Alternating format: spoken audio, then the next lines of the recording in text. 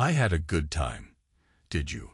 I still remember the moment I picked up her shirt and sensed that faint, unfamiliar smell clinging to the collar. It was subtle at first. Could have been the scent of a fancy hotel's laundry detergent, or maybe just a new perfume. But I knew her fragrances. I knew every brand, every shift from floral to musky. This wasn't her usual choice. It was heavier, richer, with a spicy undertone that didn't fit her usual gentle soaps. My heart stalled for a second. Something about that smell made me want to throw the shirt against the wall, but I couldn't. My hands clenched in silence, my body locked up, and an ache, almost like a sudden pang in my stomach, told me something was very, very wrong. I closed my eyes. I heard my own breath, ragged in my throat. Maybe I stood like that for a full minute, maybe longer. I was frozen, a part of me refusing to believe the sign I'd just picked up. That day remains carved into my memory like a brand on flesh. The shirt itself was a simple blouse she bought just a few weeks earlier, a pale yellow number with short sleeves, something she wore in Italy. She'd thrown it over the back of a chair in our bedroom when she returned. The trip was supposed to be ours, the grand, belated honeymoon we never really got to experience. And yet, somehow, we ended up on separate journeys. Her path diverged, twisted, found someone else along the winding cobblestone streets of Rome. Mine stayed behind, stuck in the same old illusions. I could almost hear the noise of the street below our apartment window in Los Angeles, the harsh screech of a passing bus, the blaring honk of a frustrated driver. It contrasted with the crushing silence in our room. My mind screamed. My chest pounded. But externally, I was still, calm, like a statue that had lost its face. Inside, a slow fuse burned, scorching everything in its path. I remember the first time I noticed she wasn't quite herself. We'd just gotten back from Italy. There was a tenseness in her shoulders, a trembling in her voice that came and went so quickly I might have missed it if I hadn't known her for 12 years. At night, she'd slip out of bed and linger in the bathroom longer than usual. I'd lie there, pressing my palm against my stomach, trying to ease the knot of pain forming somewhere near my spine. A sense of unease gripped me like a clamp. I'd ask, "Sarah, you all right?" And each time, her voice, low, careful, would answer, "Yeah, just a little indigestion. Go back to sleep." Indigestion. Night after night. I wanted to believe her. I wanted to trust that nothing was wrong. But I could smell deception like acid in the air. My father used to say that honesty had a certain aroma, and you'd know it the moment it filled your lungs. If it wasn't there, your gut would tell you. My gut was screaming day and night. I'd watch her across the dinner table, picking listlessly at her salad, eyes darting from side to side. She'd force a smile if I looked too hard, then cast her gaze downward.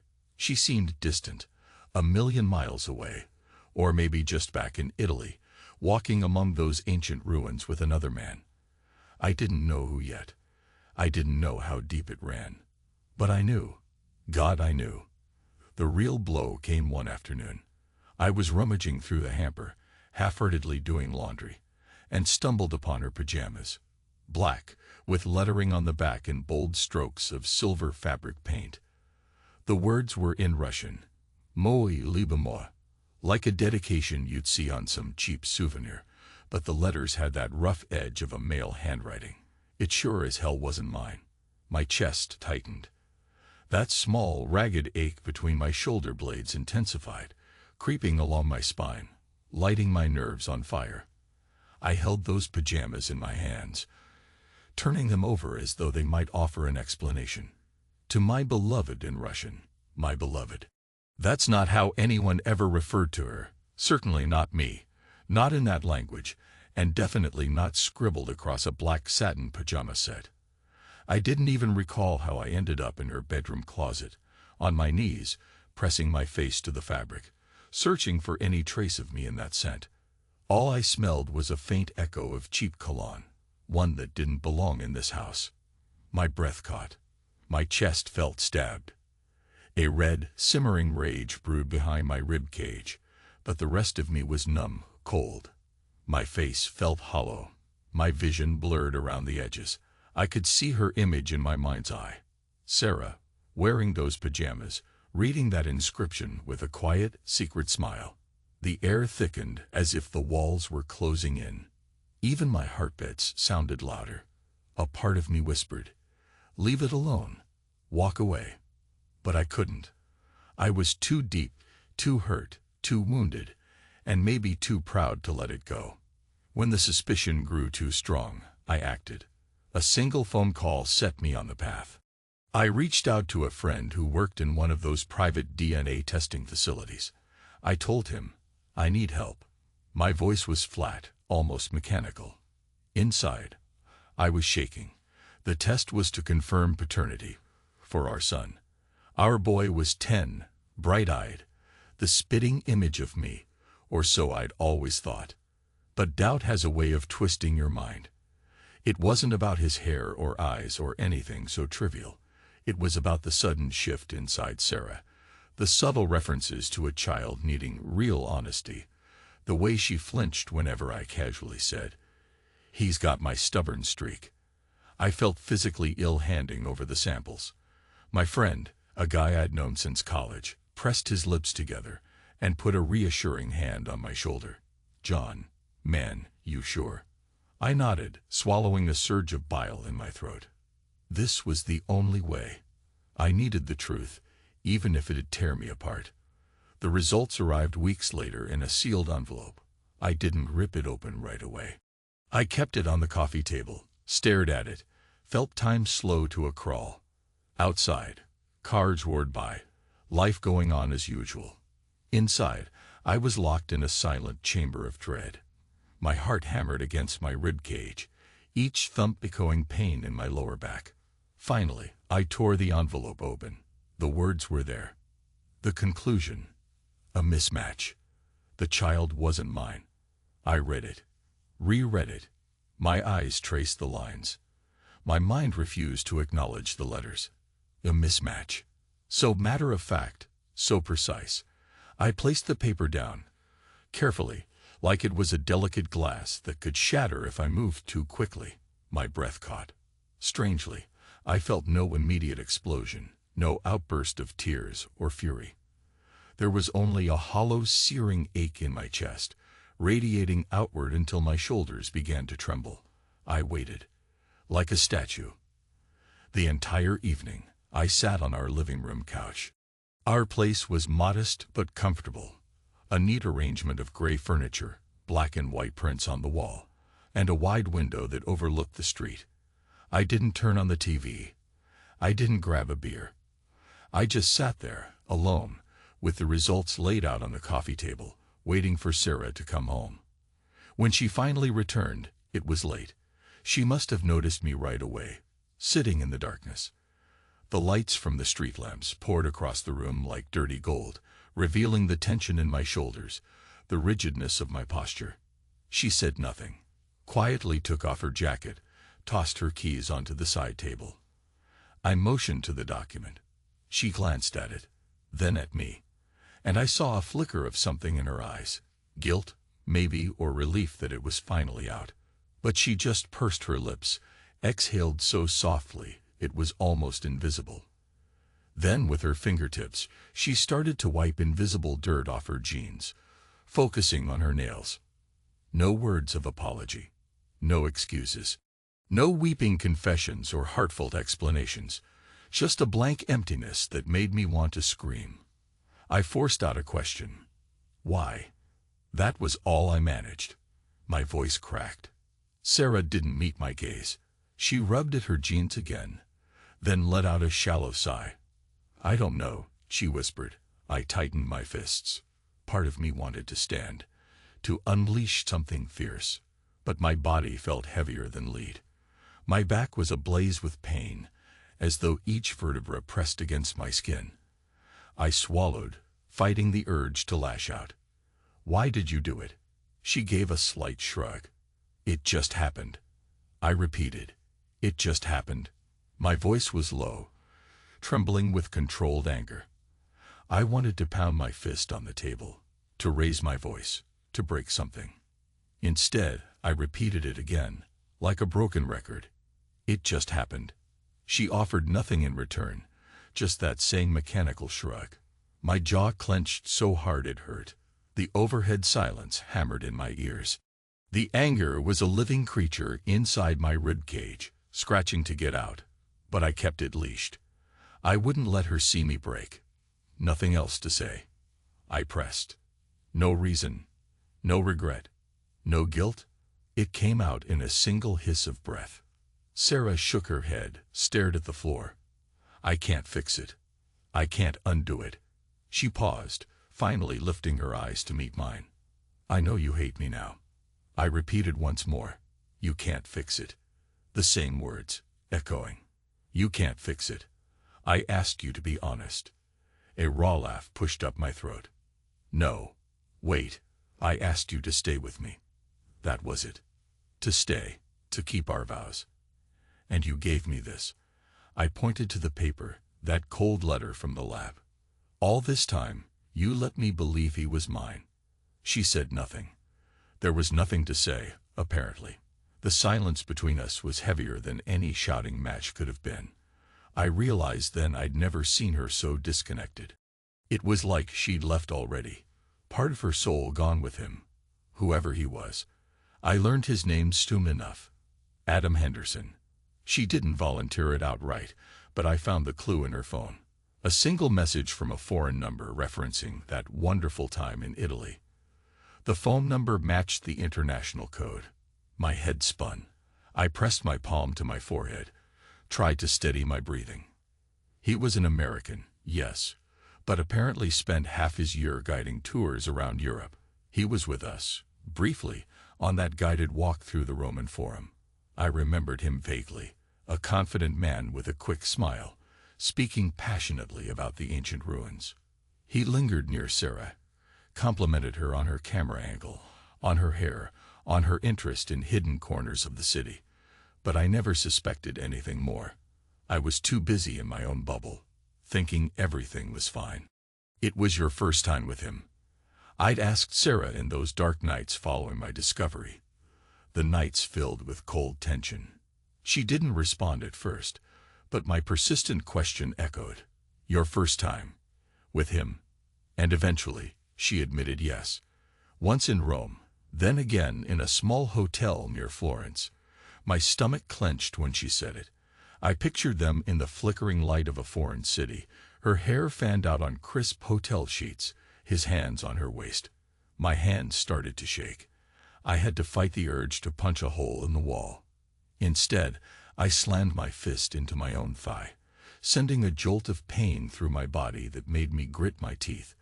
I'd repeat the question. Was it better? She'd look away. I'd whisper again. Was it better? As though I wanted to carve the answer from her silence. Each time she refused to answer, my mind conjured images, scenes that shredded me from the inside. I tried to corner her with a final query. Was he worth it? She wouldn't respond. The only sound was the muffled hum of traffic outside, a distant siren wailing into the night. I clenched my jaw until my temples throbbed. She was gone to me. Her silence and emptiness were more excruciating than if she'd yelled at me, blamed me. Instead, she gave me nothing. A gaping void. But that void told me enough. Time passed in a strange blur. I moved like a ghost through my daily routine. At the office, I pretended everything was normal, though I could see concerned glances from colleagues.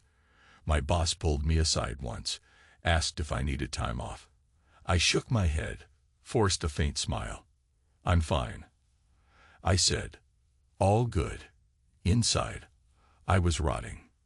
My spine burned constantly, a tight coil of tension that never let up. I could hardly sleep. At night, I'd drift off for maybe an hour before waking with a jolt, my shirt soaked in sweat, the memory of that DNA result strobing behind my eyes. I'd walk around the living room, aimless, in the darkness. Sometimes I'd try to pray, even though I'd never been particularly religious. Other times, I'd just stand by the window, watching the headlights flicker across the walls, half expecting them to cast shadows of my nightmares. Sarah and I didn't talk about the test anymore. There seemed nothing left to say. She avoided me, leaving early for work and returning late. Our son, God bless him, remained blissfully ignorant of the tension, or maybe he just assumed Mom and Dad were busy. I tried to maintain a semblance of normalcy for him. I'd help with homework, talk to him about baseball practice, ask how his day was. But every moment around him felt like a lie. The father he believed in had vanished. The father I believed I was no longer existed. One evening, as I was tucking him in, he looked up at me with wide eyes. "Dad, you okay?" he asked, his voice pure, concerned. I mustered a smile, ruffled his hair. "Yeah, champ," I lied. "Just tired from work." He nodded and laid his head on the pillow. "Everything's gonna be all right, right?" I paused. My throat constricted. For a second, I couldn't speak. Then I forced a nod. "Of course," I said, pressing a trembling hand over his blanket. "We'll be fine." He fell asleep, trusting me with his entire heart. I left the room and nearly collapsed against the hallway wall, tears burning at the back of my eyes. My body shook with a silent agony. It felt like betrayal to keep him in the dark, but the alternative was to shatter his world. That thought kept me awake, staring at the ceiling until dawn. The day I decided on a course of action arrived like a sudden thunderclap. The idea came in the quiet hours of the morning, seeping into my mind like a slow drug. He deserves the truth. The child deserves it. If Sarah wouldn't come clean, if she refused to show remorse, then I'd do it the legal way. I'd set the record straight, no matter the cost to my own soul. I went to a lawyer, a man recommended by a friend, and laid it all out.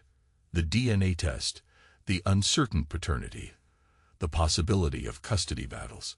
He nodded gravely, tapped his pen on a stack of legal forms. "We can file for full custody if you wish, or at least for legal guardianship. But are you sure? The boy might not be yours biologically, but you've been raising him as your son for 10 years. My gut twisted. The lawyer was right. Cutting ties felt unthinkable. But I responded, voice hoarse, "I'm not doing this out of spite. I'm doing this because he can't live in this lie." My chest felt ready to burst. That same physical pain spiked between my ribs. He gave me a soft, pitying look. "These things get ugly. And remember, the court's big on the child's well-being." I closed my eyes. "I know," I said, "but I need to get out of this marriage, and I can't leave him tangled in it. He deserves better, one way or another." So we began. Documents were drawn up. A psychological evaluation was recommended to prove that the environment at home was detrimental. "That's not my goal," I wanted to say. "I'm not trying to ruin her. I just can't watch him live a lie." But the system demanded boxes be checked, so we did it. The psychologist was a calm man with gentle eyes, asked me a barrage of questions about my mental state. I answered in clipped sentences, forcing my voice to remain steady. Yes, I felt angry. Yes, I felt betrayed. But no, I didn't intend to harm Sarah or the child. "It's not revenge," I said more than once. "It's just, I can't keep lying to him." When I walked into the courthouse to file the documents, it felt surreal, like a dream where you're screaming, but no one hears you. The line moved slowly. People around me clutched various papers, divorce petitions, custody forms, restraining orders. My mind drifted. I pictured Sarah's face the day I confronted her with the DNA test. That vacant stare, the quiet acceptance. My spine ached so badly I had to lean forward, resting an elbow on the courthouse railing. My jaw clenched until my teeth hurt. At last, the clerk called my name. I handed over the forms. A stamp pounded the paper, echoing like a gunshot in my ears. Something final had begun. I discovered more about Adam Henderson, the man who fathered my wife's child. He was apparently an experienced junkie, traveling constantly, guiding tours, never tied down. Sarah, in a rare moment of candor, admitted he wasn't interested in fatherhood. He doesn't want it, she said. He told me so back then, and I never asked. She spoke with a hollow voice, eyes distant. So you both decided I'd be the fool, is that it? My voice had an edge of sarcasm. The anger roiled inside me, but I tried to keep the conversation from exploding. Another dull throb stabbed between my shoulder blades. She shook her head. I made that decision alone. A pause. He doesn't even know you exist. Not really. He only knows I was married. He never asked questions. I repeated. He never asked questions. My voice trembled. You never told him who I was. That I existed as a father to his child. She said nothing. It was always the same chasm of silence. I wanted to scream, to slam my fists into the wall. Instead, I swallowed the rage, let it claw at my insides. One night, I sat in my car outside the building where she worked, waiting for her to come out. The digital clock on the dashboard blinked 10:53 p.m. She finally emerged, walking in slow steps across the parking lot, rummaging in her purse for her keys. I rolled down the window. "Sarah," I called. My voice, louder than normal, carried a hint of desperation. She turned, startled. "John, what are you doing here?" "Wanted to talk," I said, stepping out of the car. The street lamp cast a harsh glow on her features. I noticed lines of tension around her mouth that I hadn't seen before, or maybe I just never cared to look. She sighed. "About what?" "The custody. The divorce." I shook my head, my heart pounding. "No, that's all in motion. I just need to understand. Did you love him?" Silence. Then she lowered her gaze. "I don't know." I repeated. "You don't know." My fists clenched. "You ruined everything for a man you don't even love." My tone escalated, teetering on the edge of shouting. But I bit down on my anger, forced myself to breathe. She folded her arms over her chest.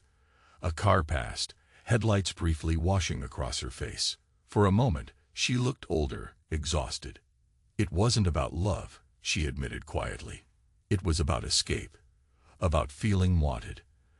And I messed up. I didn't think about consequences." I repeated. "Didn't think." My voice was barely above a whisper. "Didn't think how this would tear me apart. How it would destroy everything we built." She inhaled sharply. Her eyes glistened, but no tears fell. "I was selfish," she said. "Maybe I still am. But I can't change what happened." Then she added, almost inaudibly, "I'm sorry."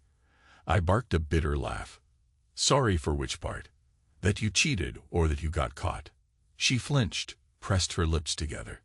"I can't do this," she muttered. "I can't stand here in a parking lot going in circles. I'm done." She turned to leave. I called after her. "Was it better, Sarah? Was he better than me?" My voice echoed across the empty spaces between cars. She didn't look back, didn't answer. I slid back into my driver's seat, slammed the door, and banged my head against the steering wheel, fighting the tears that threatened to spill over. My body felt drained, pinned down by the weight of betrayal. The sharp pain in my back spiked again, as if a knife had lodged itself between my vertebrae. In the weeks that followed, I withdrew further into myself. The tension at home was a ticking time bomb. Sarah and I barely exchanged words. Our son felt the distance. He started to question. "Dad, why is Mom so quiet lately?" I'd force a weak smile, pat him on the shoulder, and say, "She's got a lot on her mind. Bud, work's tough." But the day came when I knew I had to speak to him. He was old enough to sense something massive was happening around him. Even if Sarah refused to speak, I couldn't keep lying. I chose a quiet Saturday afternoon. Took him out for a walk in the local park. The sun was warm. Kids were chasing each other around the playground, and the sound of their laughter mocked the turmoil in my soul. We sat on a bench, a gentle breeze drifting by. My heart hammered so hard I could barely form words.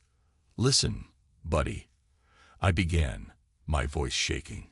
"Mom and we're having some problems. He looked up at me, brows furrowed. Like grown-up problems. I nodded, swallowing. Yes, grown-up problems. And we both love you very, very much, no matter what. But sometimes, adults, we make mistakes. Big ones. My throat tightened as I said the word mistakes. It seemed laughably small for describing the avalanche that had crushed our lives. He blinked, his eyes already brimming with worry. Are you getting a divorce? I forced myself to hold his gaze. Yes, I said, voice thick. We are. He stared at me, eyes wet, and it was like a knife to my gut. Dad, he whispered, but why? I struggled for an explanation that wouldn't break him. We just can't keep going like this. It's not because of you. You understand that, right? We both love you.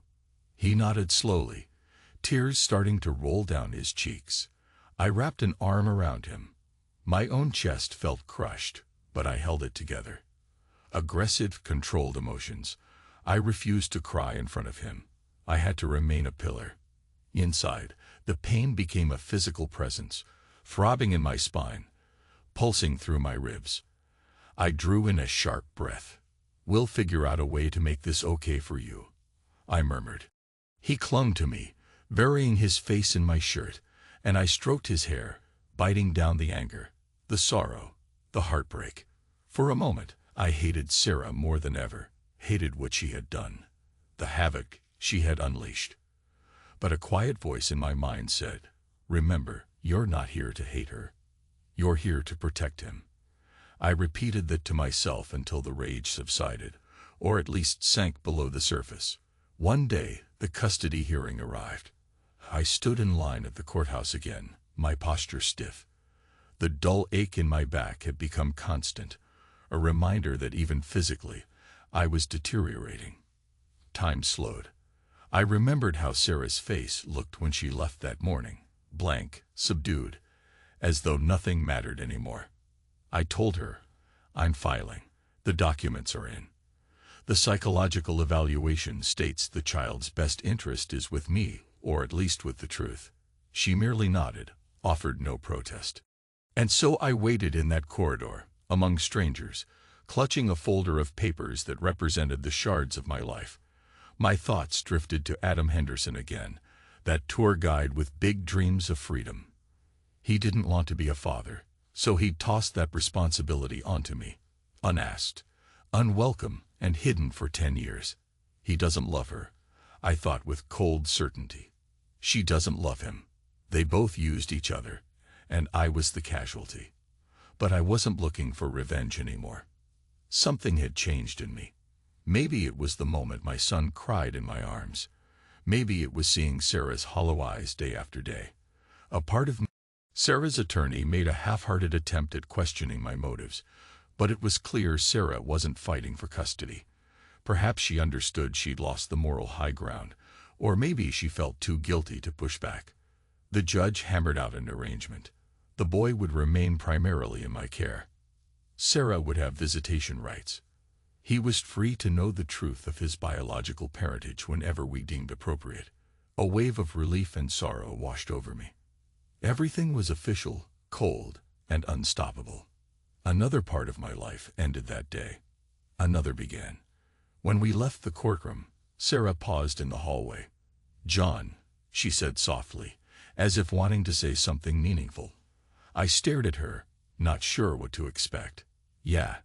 She opened her mouth, closed it, then finally whispered, "I'm sorry for all of this.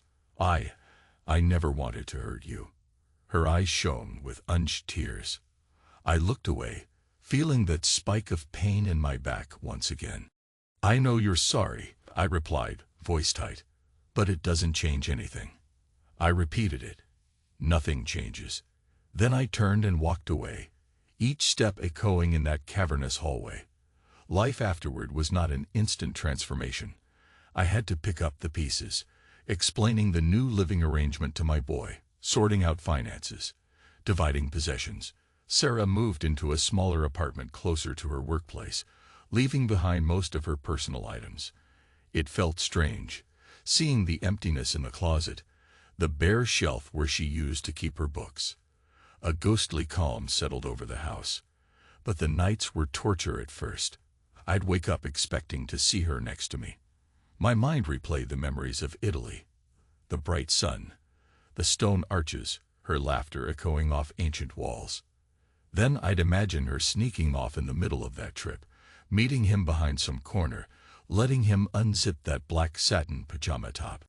A wave of nausea would seize me, and I'd have to sit on the edge of the bed, pressing my palms to my temples. I didn't lash out. I didn't break things or sink into drunken stupors. My aggression stayed locked inside my chest, intensifying the physical pain in my back. The doctor said it was stress-related. The scans showed nothing structurally wrong. "Try therapy," he suggested gently. I forced a smile. Therapy. I'd had enough of that. I wanted to handle it myself. "I'll just get over it," I told him. Little by little, though, I found myself rebuilding. Work became a refuge. My colleagues noticed I was more driven, more focused. I channeled every ounce of anger, betrayal, and heartbreak into productivity. And with each project, with each success, I felt a flicker of self-worth return. The father I was would be strong for my son. The man I was would survive and come out on the other side, battered but not broken. I saw Sarah again a couple of months later, when she came by to pick up our son for the weekend. She looked thinner, her eyes ringed with shadows.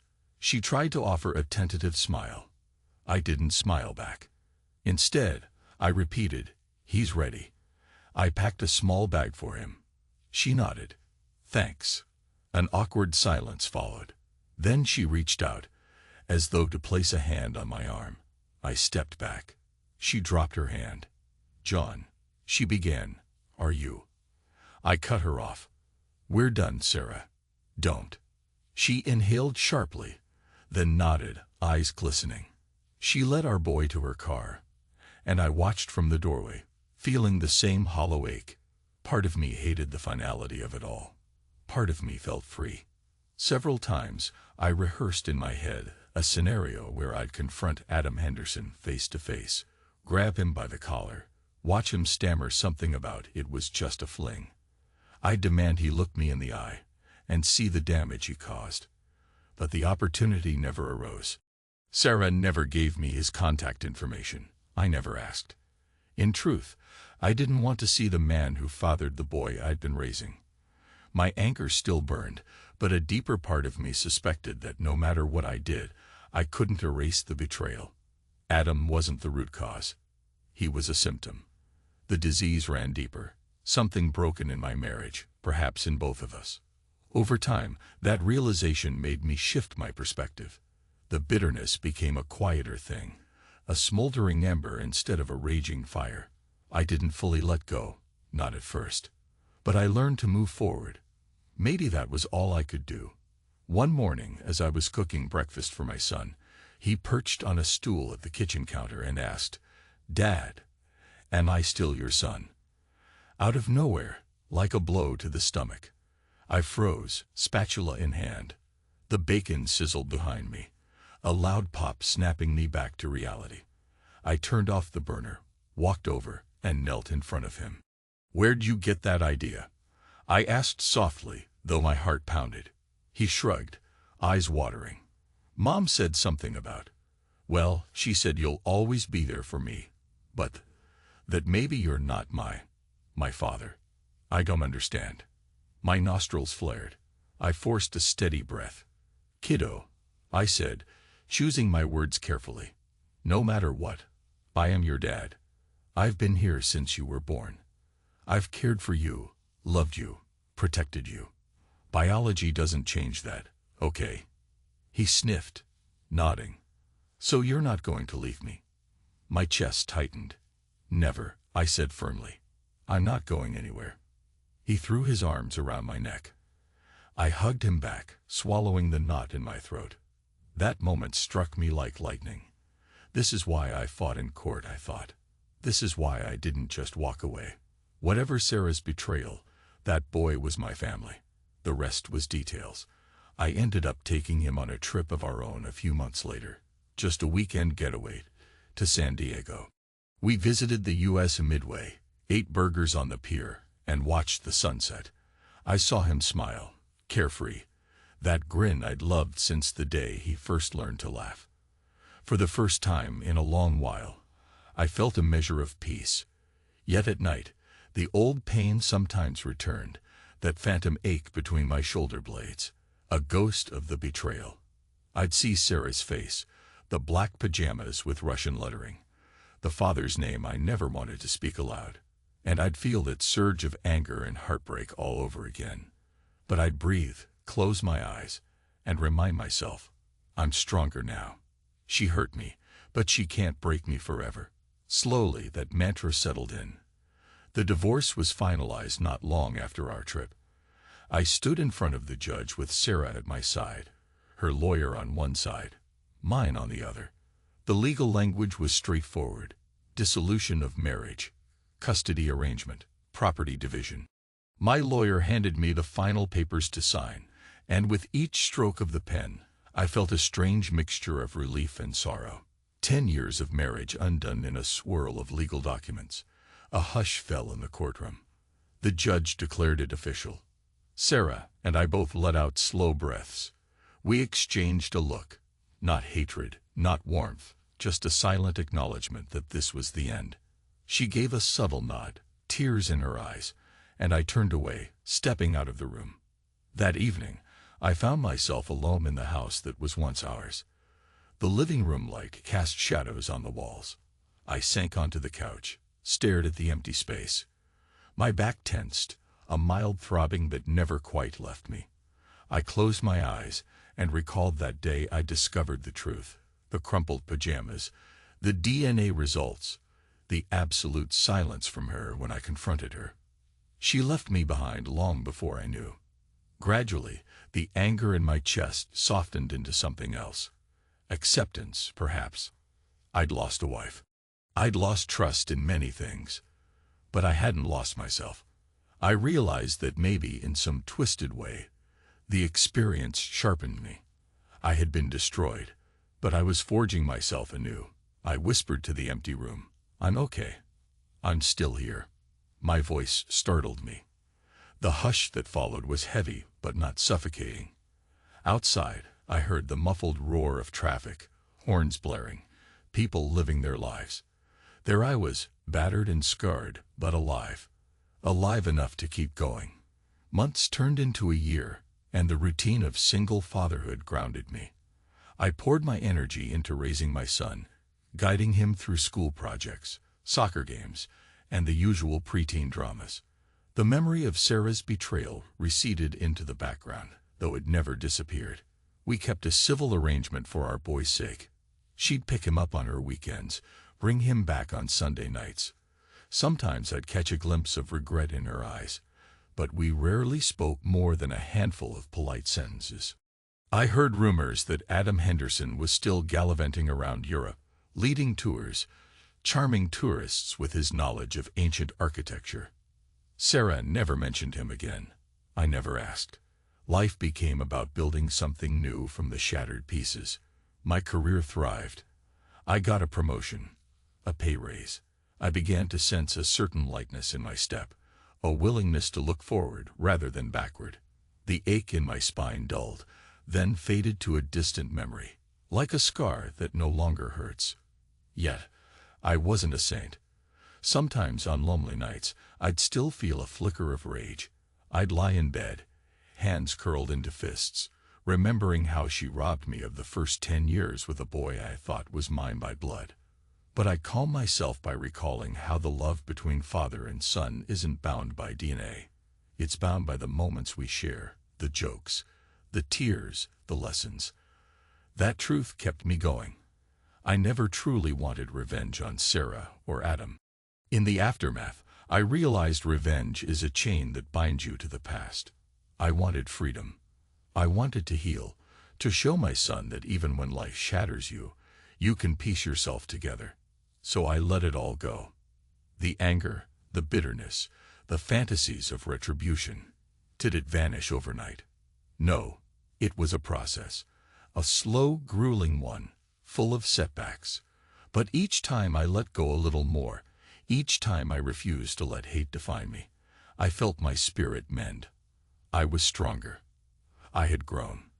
One late afternoon, about 2 years after the divorce, I found myself in a small cafe near my workplace.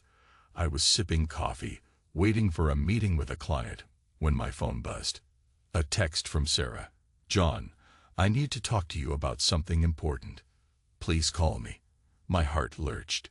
I felt that old tension grip my spine. I closed my eyes, inhaled slowly. What now? For a moment, I considered ignoring the message, but curiosity, or maybe old ties, pushed me to respond. I dialed her number. "Hey," I said, my tone guarded. "John." She exhaled softly. I'm sorry to bother you. There's been an accident. It's Adam." I froze. Adam Henderson. My voice sounded alien to my own ears. "Why are you telling me about him?" She sniffed. I heard tears in her voice. "He's in the hospital. Something happened in Italy. A scooter crash, I think. They contacted me because he had my information listed as an emergency contact from a while back. They wanted me to reach out to any family he might have. He doesn't have many close relatives." I couldn't believe what I was hearing. "You want me to do something about that? Why would you?" She cut in, voice shaking. "He might not pull through." And it struck me. He never even met his son. I know how messed up this is, but I just thought you should know.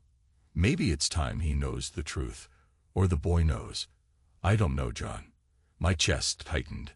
"God," I muttered under my breath, leaning forward in my chair, pressing a palm to my forehead. "Sarah, that's a can of worms I don't want to open. He's not exactly a father." She let out a trembling breath. "I know, it's complicated, but I felt you deserved to know. And if our son someday wants to meet him, at least he'll have that chance."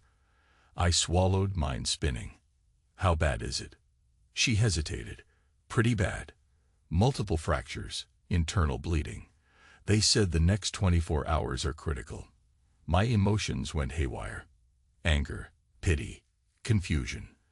The cafe's noise faded into a dull hum around me. I pictured a hospital ward in Rome or Florence, Adam lying on a bed, alone and broken. This was the man who'd contributed to my heartbreak, yet I couldn't summon the satisfaction or glee that some men might. Instead, I felt a hollow sadness. "All right," I said finally. "Let me think about it." We ended the call. I sat there, coffee cold, heart racing. Outside, the city bustled. I felt disconnected again, the same numbness creeping over me, as if I were a spectator in my own life. That evening, after picking up my son from his friend's place, I wrestled with the moral dilemma. Do I tell them? Do I hide it forever? Do I see if the guy pulls through first? My son noticed my distraction. "Dad, something wrong?" he asked, glancing over from the passenger seat. I forced a half smile. "Just work stuff," I lied. "We'll talk later." I tried to swallow the conflicting feelings. Adam Henderson might die. He might die never knowing the boy he helped create. Was that my problem?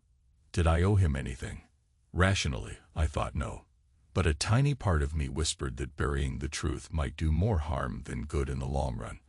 I ended up telling my lawyer friend about it over the phone. He was quiet for a moment, then said, "John, you're not obligated to do anything. But sometimes closure matters for everyone involved. Think about your boy's future questions. You want them answered with honesty." I sighed. "Yeah, I do. I didn't rush. I gave it a week. Then I called Sarah to ask for an update.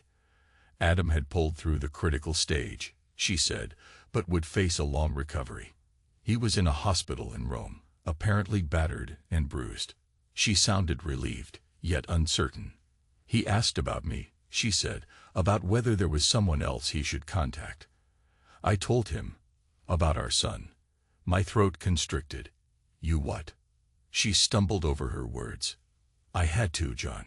He's lying there, not sure if he'll walk the same again, alone. He said he wished for a family. I felt it was time. A pause. Are you mad? I clenched the phone so tightly my knuckles went white. I'm not mad, I answered in a low, controlled voice. I'm just blindsided. Anger flared again at the thought that Adam was hearing about my son from her lips, miles away. But I also felt a twinge of pity. So what now? She didn't have an answer. We hung up. Time passed, and eventually my son turned 12. We had a small birthday gathering. Just a few friends, some relatives from my side of the family. Sarah came too, stayed for the cake, and left soon after. We maintained civility for the sake of the occasion. The boy was happy, blowing out candles, ripping open presents. I took pictures. In his eyes, I saw excitement, the sweet innocence of childhood still lingering. That night, though, as we cleaned up the wrapping paper, my son asked, "Dad, do I have any other family I don't know about?" The question froze me in place. "Why do you ask?" I managed to say. He shrugged, looking at me with those big, earnest eyes. "Mom hinted once that there was a guy she knew, a friend from Italy.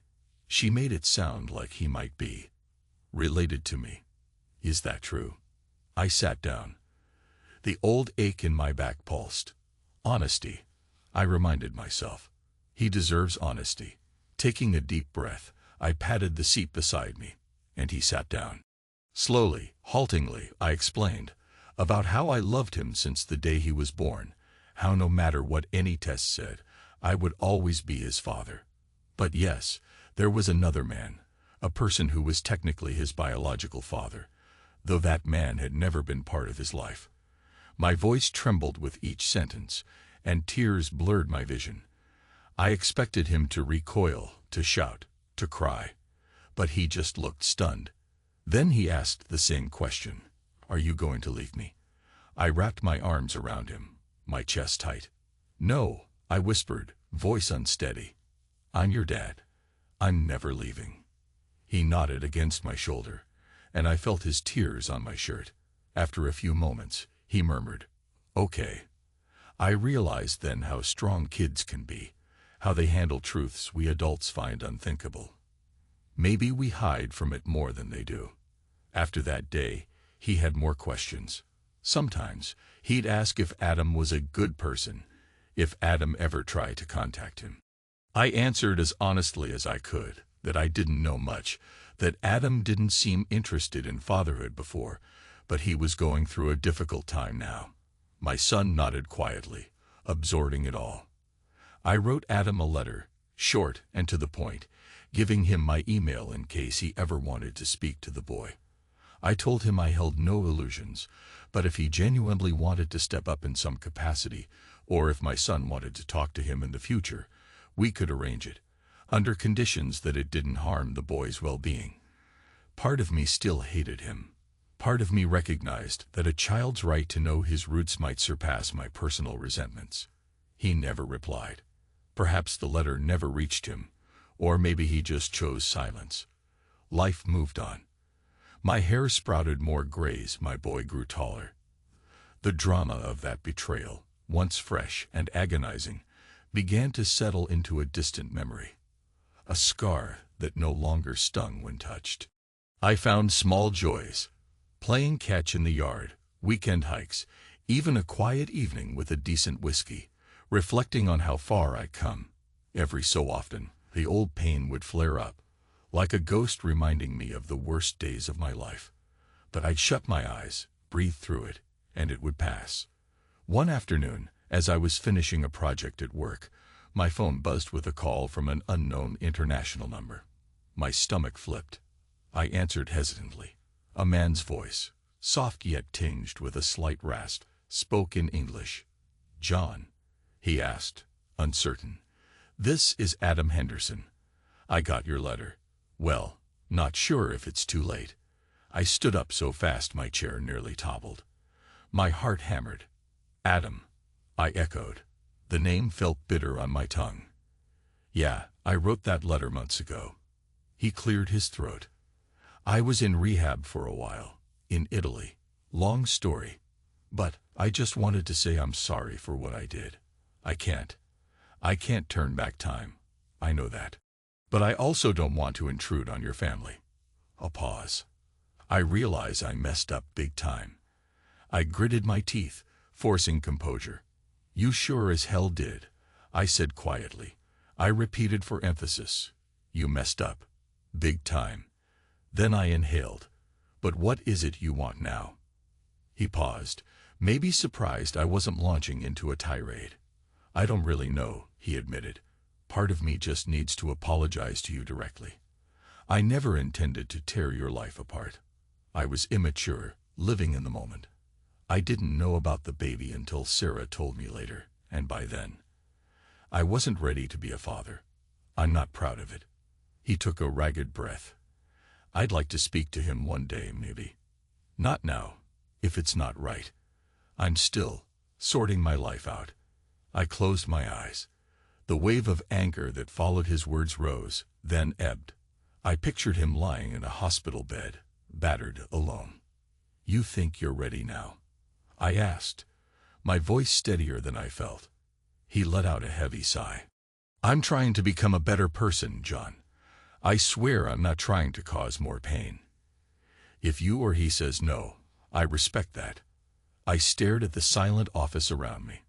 It was after hours, the sun casting a dim glow through tall windows. My back tightened, that old pain flickering like a memory of a burn. I'll talk to him, I murmured at last. But it's his choice. Don't expect a warm welcome. And if you ever do anything to hurt him, I'll personally destroy you. Adam's voice shook. I understand. Thank you. We hung up. My hands trembled. I sank into my chair, exhaling a slow breath. He apologized. The man who wrecked my marriage, fathered my wife's child, was now broken and contrite. I expected euphoria or triumph, but all I felt was a tired acceptance, like crossing the finish line of a marathon you never wanted to run. I did share that call with my son eventually, in simple terms. He was old enough by then to grasp the complexities. He chose not to reach out to Adam right away, said he needed time. I respected that. Whether they form a connection down the line is up to him. I'm not an obstacle anymore. I'm just here to protect my boy in any way he needs.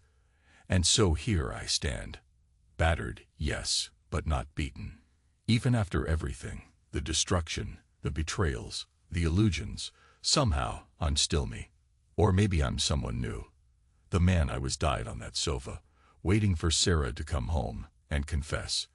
The man I am now rose from the ashes, older, quieter, but maybe stronger in ways that count. I no longer have nightmares about black satin pajamas embroidered with Moi Liebe Moi. I don't dream of courtroom lines or DNA envelopes. My back pain recedes a little more each day, replaced by a calm awareness that life goes on. At times, I see Sarah in the doorway when she picks up our son. And I feel, not hatred, not love, something more akin to pity. For her. For me. For what we lost. But mostly for what she lost inside herself. She stayed in that place I left behind. The one where illusions pile up and reality never intrudes. And me. I moved forward. Truth is, I didn't take revenge. I just grew. Maybe heartbreak was the price of that growth. Maybe you need to be cut open to discover what you're really made of. And when I look in the mirror these days, I see a man who survived. A man who can stand on his own 2 feet, steady, not backing down. A man who was destroyed, and became stronger because of it. It still hurts sometimes, but that's life. We gather our wounds, we keep going, and eventually, we find ourselves breathing again. So here I am, back in my own skin, fully present. And if anyone were to ask me how I'm doing now, I'd give them an honest answer. I'm alive. I'm still standing. And I'm okay.